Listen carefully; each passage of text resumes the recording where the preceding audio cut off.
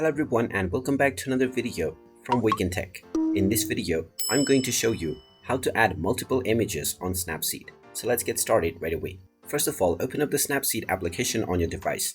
And once you open it, tap on the plus icon to choose an image to edit from your gallery. Once you have chosen your image, you will be taken into the Edits menu. Now tap on Tools and scroll down and then tap on Double Exposure and you will be allowed to tap on the plus image icon to upload another image into the same canvas. You can choose your desired image from the gallery and now this image will appear on top of the original image before it. You can change the settings by tapping on the middle icon and then adjust the opacity settings as well. Now if you wish to add another image, you can tap on the plus image icon once again and you will be able to choose another image as well from your gallery. You can once again adjust the settings for this image, and once you are done editing, tap on the tick mark at the bottom right corner.